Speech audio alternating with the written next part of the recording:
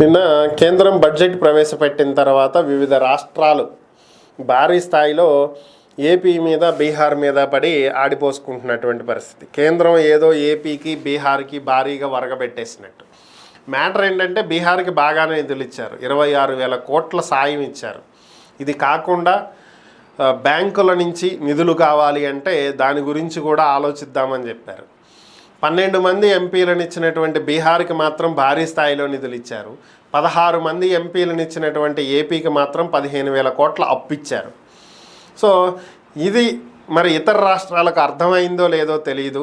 మరి ఆ రాష్ట్రాల్లో ఉన్నటువంటి రాజకీయ పార్టీలు వారి రాజకీయ లబ్ధి కోసం ఉపయోగించుకుంటున్నాయో ఏమో కానీ, ముఖ్యంగా తెలంగాణ రాష్ట్రం మాత్రం బడ్జెట్ సమయంలో ఆంధ్రప్రదేశ్ పేరును అదే పనిగా చెప్పారని, తెలంగాణ పేరును ఒకసారి కూడా చెప్పలేదని.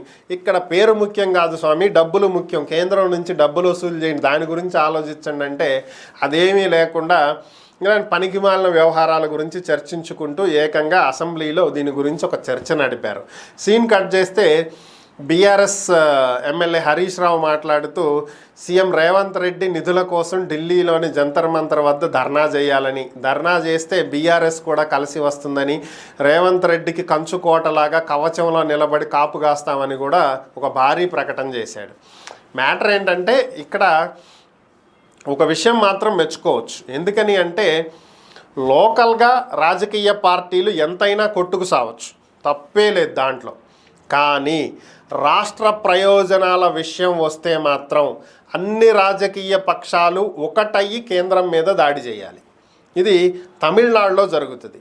తమిళనాడులో డిఎంకే, అన్నా డిఎంకే అందరూ అక్కడికక్కడ కొట్టుకుంటారు, మీరెంత అంటే మీరెంతని. కానీ రాష్ట్ర ప్రయోజనాలు వచ్చేటప్పటికి 2 పార్టీల ఎంపీలు కూడా పార్లమెంట్లో రాజ్యసభలో కలిసి గొడవ చేస్తాయి, మా రాష్ట్రానికి ఇది కావాల్సిందే అని.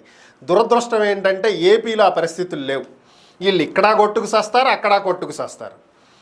కనీసం అక్కడైనా ఎంపీలందరూ కలిసి మాకు ప్రత్యేక హోదా ఇస్తారా సస్తారా అని అడగటం కానీ, మాకు ఇన్ని నిధులు ఖచ్చితంగా వచ్చి తీరాలి అని అడగటం కానీ, విభజన హామీల్లో భాగంగా ఆంధ్రప్రదేశ్ పునర్వ్యవస్థీకరణ బిల్లులో ప్రవేశపెట్టినటువంటి పొందుపరిచినటువంటి అంశాల కారణంగా అవి మాకు ఇచ్చి తీరాలి అని చెప్పి ప్రశ్నించేటువంటి పరిస్థితి లేదు. మన దౌర్భాగ్యమో మన దురదృష్టమో అర్థం కాదు. కానీ ఆ దిశగా తెలంగాణ అడుగులు వేస్తున్నందుకు సంతోషించాలి. ఒక రకంగా ఇండైరెక్ట్గా హరీష్ రావు చెప్పింది ఏంటి అంటే రాష్ట్ర ప్రయోజనాల కోసం మన 2 పార్టీలు కలిసి కొట్లాడదాం, మనం ఎప్పుడైనా చూసుకుందాం, మనం ఇక్కడ కొట్టుకు సర్దాం తెలంగాణలో, అది వేరే విషయం.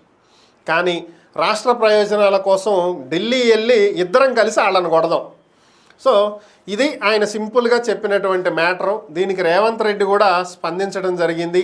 గులాబీ బాస్ కేసీఆర్ ఎప్పుడు వస్తాడో డేట్ ఫిక్స్ చేసి సెట్ చేయండి, నేను కూడా వస్తాను, ఇద్దరం కలిసి ధర్నాకు కూర్చుంటాం, నిధులు తీసుకురావటం, ఇద్దరం కలిసి అక్కడే చచ్చిపోవటం, ఏదో ఒకటి తేల్చేద్దామని చెప్పి రేవంత్ రెడ్డి అయితే ఛాలెంజ్ చేశాడు. మరి బీఆర్ఎస్ ఎంతవరకు ముందుకు వచ్చిద్దో చూడాలి.